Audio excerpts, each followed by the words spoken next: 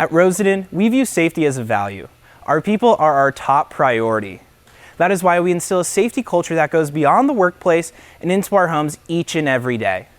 Whether on a job site, in the warehouse, or in an office, we want to make sure that our employees are working their safest so they can return home each and every day safe and sound. Falls are the leading cause of death in the construction industry, and fatal falls from ladders account for nearly a quarter of those fatalities. 15% of those ladder fatalities occur from a height of 10 feet or less. In less than 60 seconds, an individual can choose to wear proper PPE, check their surroundings, or ensure that their fall prevention harness is secure. Failure to do so can result in a fall, injury, or even worse, death.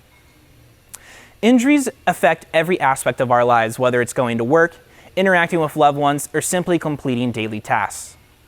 That is why we are creating this video today to bring fall prevention awareness to each and every one of us, to make sure that we understand what it looks like for a human to fall from 12 or 20 feet and the injuries that could be sustained.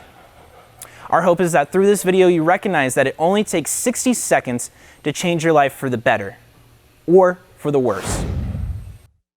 Today I'm going to be walking you through the real-life simulation of what it would look like to fall at 12 feet and 20 feet. You may be asking, how are we going to make this happen? Well, first, we got Ballistics Dummies from Ballistics Dummies Labs that are 95% recreations of real-life people. They have bones, they have organs, and they will bleed if an injury is to occur upon them. From there, we partnered with our partners in safety over at Sunbelt Rentals to give us 2 scissor lifts. One will be used as a filming platform, and the second one will be used to show exactly what 20 feet looks like on a job site.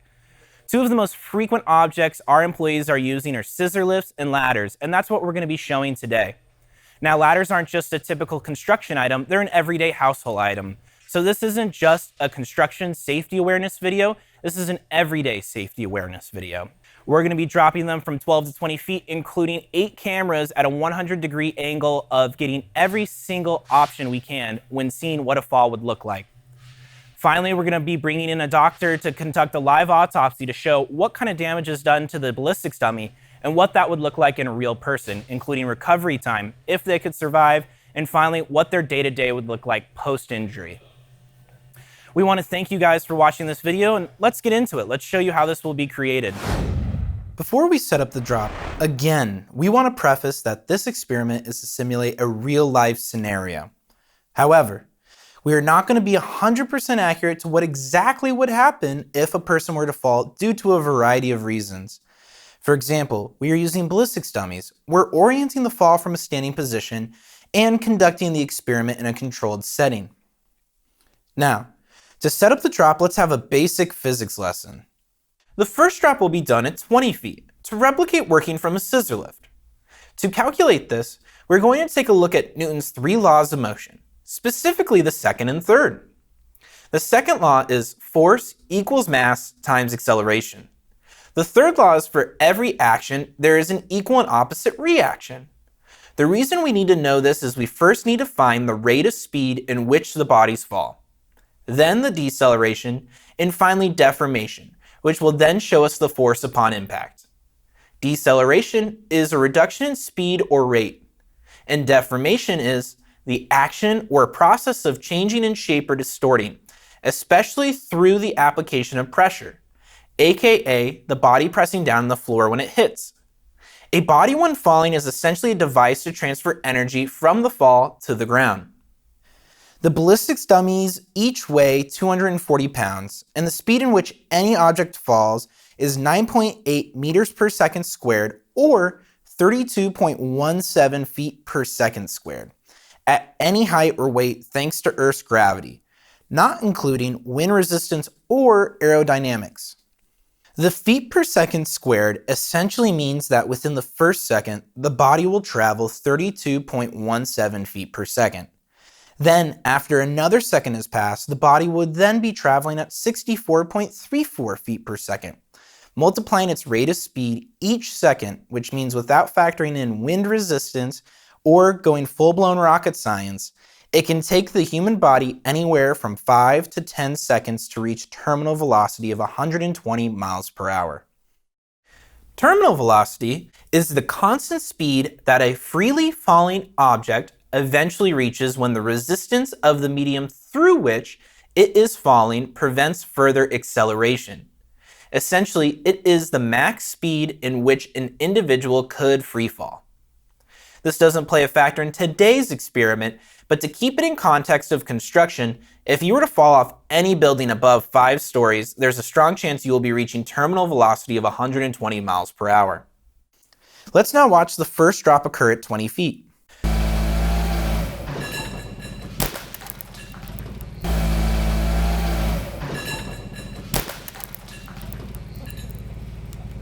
In this experiment, it took the ballistics dummy 1.12 seconds traveling at a speed of 24.45 miles per hour to hit the ground from 20 feet, in which it transferred upon impact 38,400 pounds of force onto the head, which was the first body part to hit the ground.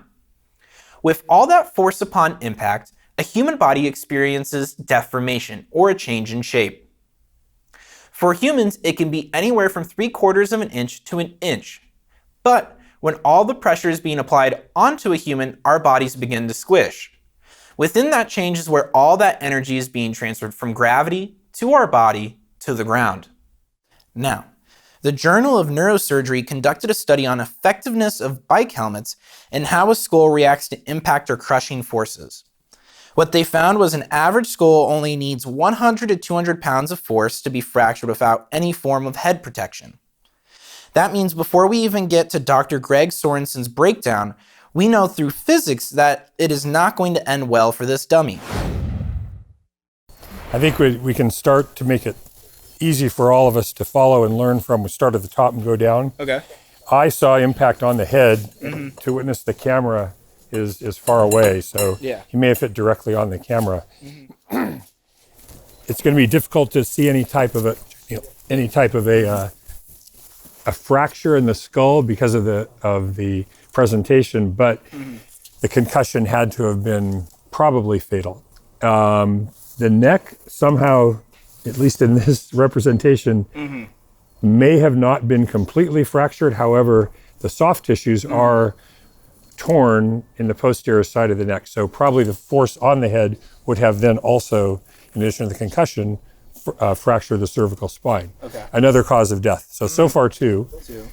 The right arm is completely torn asunder from the thorax. Yeah. So that would be complete disruption of all of the 4 ligaments of the shoulder. Probably 16 of the ligaments surrounding the scapula are also torn. The right elbow in here, that looks like the bones may be intact. I don't see obvious fractures, but certainly the mechanism of the injury is going to have probably completely reversed the normal flexion of the elbow. So completely ruining the elbow, probably permanently. Okay.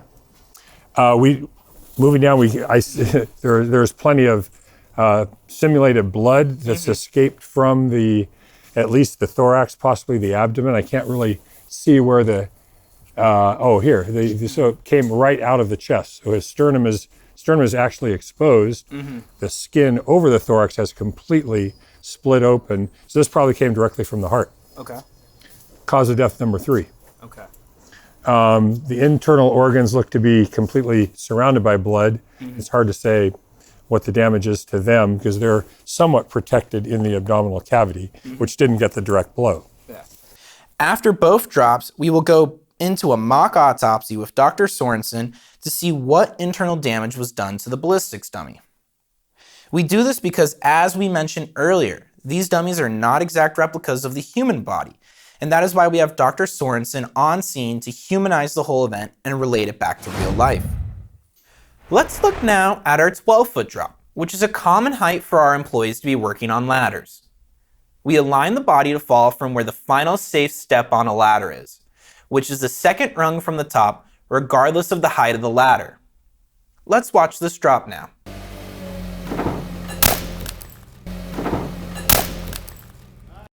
Applying the same formula as we did in the first fall, we can see that the force upon impact will be slightly less, although still fatal, at 34,700 pounds of force.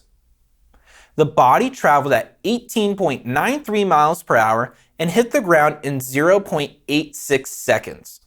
Which, with that amount of force, again, the Journal of Neurosurgery says it only takes 100 to 200 pounds of force to fracture a skull. So even at a 12-foot drop, we are well above the range for a fracture to occur, especially landing head first. It's a little bit different of a fall. He's face down this time. What are we looking at? It looked to me from my vantage point that the area of impact on this individual would have been either the forehead, I think probably the forehead or even the face. And we're seeing a little bit of breakage right in here. So I think that, that supports your indication right there. So I think the point of impact was very close to the forehead.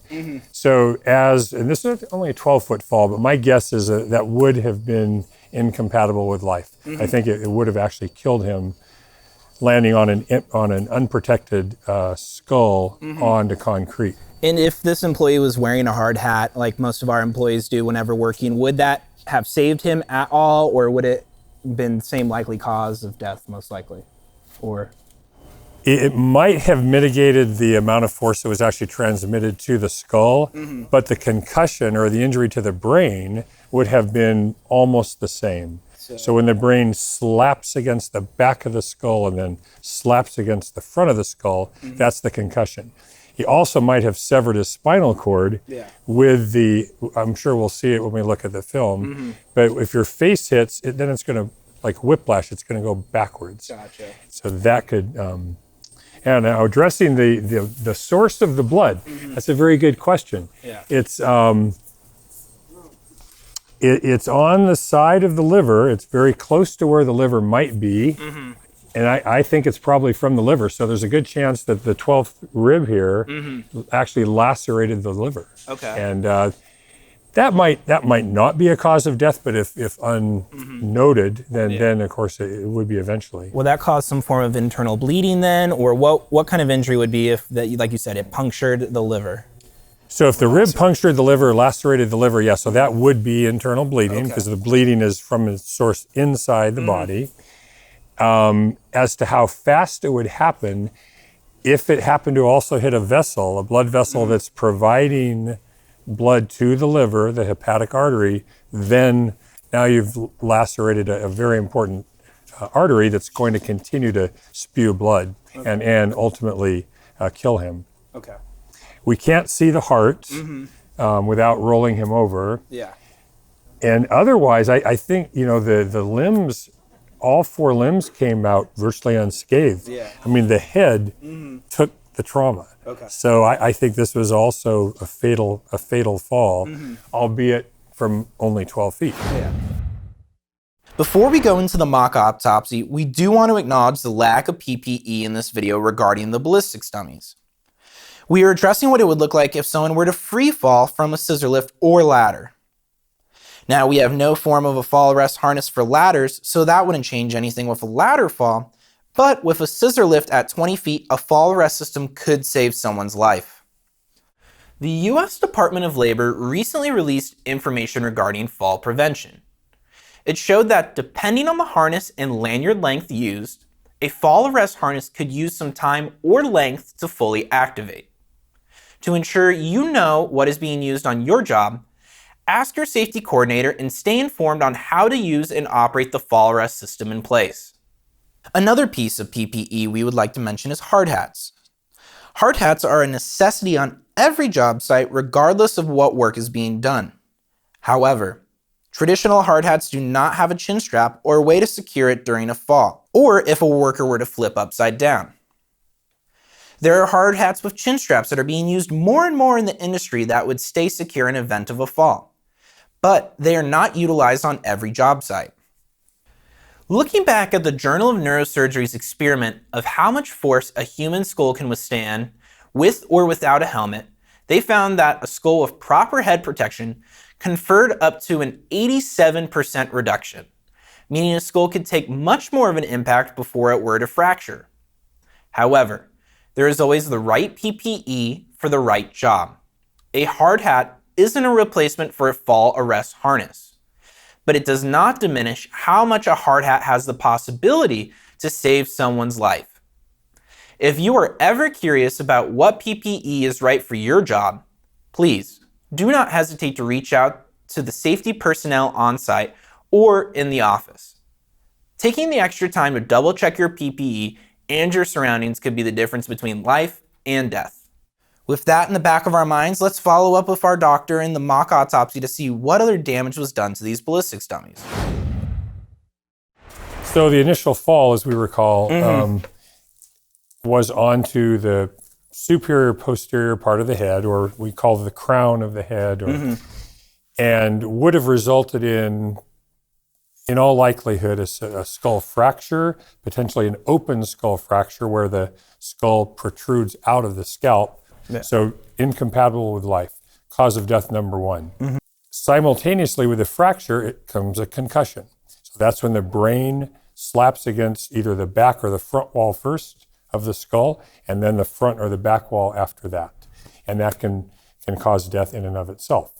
And then what's next? And we can't really discern what else would have happened. But again, in this kind of a fall, I think the pressure would have been directly onto the skull and then transmitted right to the neck.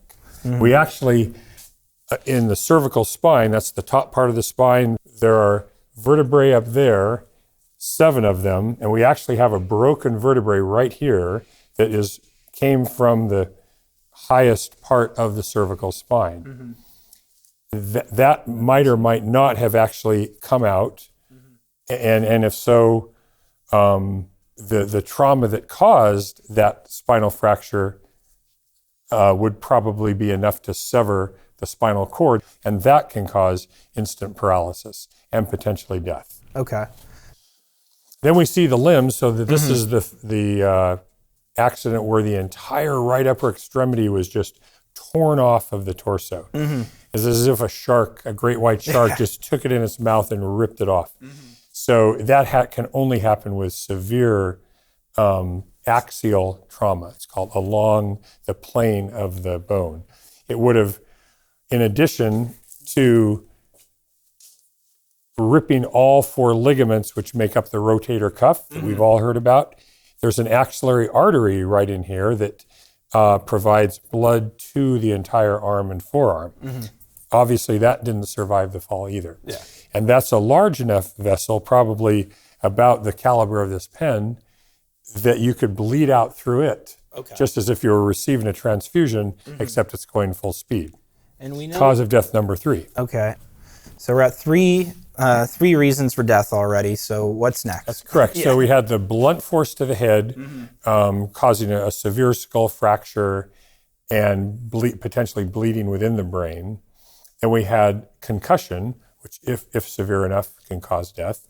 And we had the axillary artery being completely torn and blood bleeding out, is what you would call that, through that wound. Got it. Perfect. All right, so we're going to go ahead and start a dissection and see if we can ascertain what organs were damaged or even potentially rendered useless in such a fall. Just to give more exposure, we'll start kind of mid pubic, not quite pubic area, but deep abdominal area. So the abdominal organs, liver, spleen, kidneys, they are not at all well protected. So our attempt was to expose some of the organs that are within the abdominal cavity. Yeah. So we can see a tip of the liver right under on your side. Yeah. Up high on your side, kind of right in here, right after another broken rib fragment. Okay. So that the liver is represented by this right here. Gotcha. It would, in this case, have been lacerated severely by this broken rib. So the liver was toast. Liver is toast. Okay. And that would be due to the fractured rib that then punctured the liver? Precisely. Okay. Right under the left lower anterior rib cage is the spleen. It's difficult to see. The spleen can continue to hemorrhage internally. You know, again, the violent nature of this fall, the fact that the trauma didn't occur slowly, but it occurred instantaneously, and either by direct force or indirect force, was transmitted to multiple parts of the body. Both lower extremities are severed at the junction of the thigh with the leg, which is the knee. The knee is designed to flex, period. In this case, it went beyond that and actually ripped both legs off of the thighs at the knee. That would cause loss of blood over less than a minute, probably, that would result in death. So from this 20-foot fall altogether, it was unlikely to really survive the fall, correct? Correct. And if you were to survive the fall, the road to recovery would be immeasurable because we don't know exactly what kind of mental problems that may have happened, as well as the physical damage that was done to the body. Correct. So now that we've gone through what a 20-foot drop would look like, let's take a look at the 12-foot drop and see if an individual could survive or what kind of injuries they sustained from that drop. So now that we're looking at the 12-foot fall, which on paper should be a little bit less, but we really don't know until we get into it. So why don't we get started with the head? What are we looking at up there? So it's, as you point out, Connor, that the impact from 12 feet is obviously less than the impact from 20 feet. However, the point of impact is going to make a tremendous difference. In this case, with a 12-foot fall, we can actually see right in this triangle here where the camera was mounted on the forehead. And it was pretty much a direct impact on the camera, which obviously in a real setting would not have been on a camera, but right on, fortunately, a very strong part of the skull, but not a part of the skull that's strong enough to withstand a fall from 20 feet. As you pointed out, Connor, with a fall from 12 feet, it is a lesser speed at impact and force of impact, but it's still it's a great distance through which to fall. Interestingly enough, on this dummy, we can actually see the representation of a scalp laceration right over the forehead, pretty much at the hairline. Looking at the camera afterwards, the condition of the skull would have been even worse. So this would, even though it, in this case, didn't fracture the skull, I think falling from 12 feet directly on your head would fracture the skull of most humans. That may cause instantaneous death right there from just the severity of the concussion. It's just too severe of a neurologic injury to withstand, even though you don't see blood. Many people have survived a 12-foot fall as kids or as young adults doing silly things. But if you land on your head without any protective headgear, no, you're not going to survive, in my opinion. Okay, so looking now at the neck, what are we seeing there? Because you were saying the neck is connected to the brain. Obviously, if something happened to the brain, something may have trickled down into the spine, or what are we looking there? Right. No, that's a very good point. So in this test and demonstration, the head was actually the first point of impact. But I think when we look at the slow motion in detail, the neck may have flexed backwards or may have flexed forward, in either case well beyond what our cervical spine, even as an infant, is capable of doing. So that rapid twisting like that, or flexion or extension, can rip the spinal cord in half, which is instant death, or at a minimum, contuse it and potentially rip the vertebral arteries that are running right up alongside it. So there's another potential two causes of death, potentially. So I think what we're seeing is as we look down into the organs which are simulated, is probably, again, liver laceration and or spleen.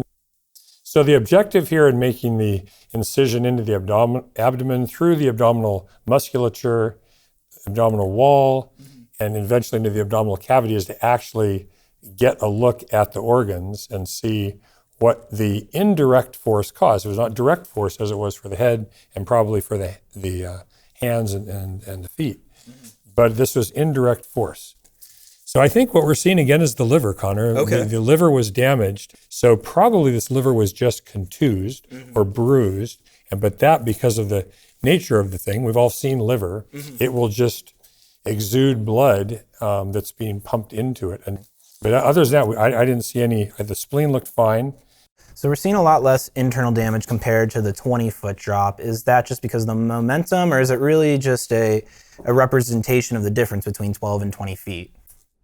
And those may be the same thing. That falling from that extra 8 feet up is going to give you that much more velocity, which then translates into force, newtons of force of impact, all being channeled through one part of your body initially, and then secondarily, I think when the shoulders hit or the chest hit, and then the arms splayed out. So all of them are absorbing direct force as well.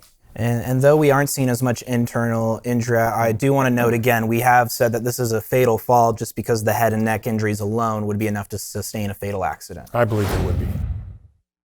As you can see from this experiment, falls from any height can result in life-changing injury or even worse, death. No matter what industry you're working in, whether it's construction, mining, manufacturing, roofing, or simply putting a light bulb in your own home. Falls can be life-changing and can even result in death, no matter what height or what situation. We encourage you to share this video not only with your employees, but with your friends and family or anyone you think could be susceptible to a fall. Our goal from this video is to bring awareness to fall prevention and how to make sure that we are working at our absolute safest every single day. Finally, I would like to thank our Rosendin personnel and our partnering vendors for making this video possible. Without their hard work, we couldn't be spreading the message of fall awareness and fall prevention. Thank you for taking the time to watch this video, and again, it only takes 60 seconds to ensure that your life is safe and you are operating with proper PPE and proper fall protection. Thank you.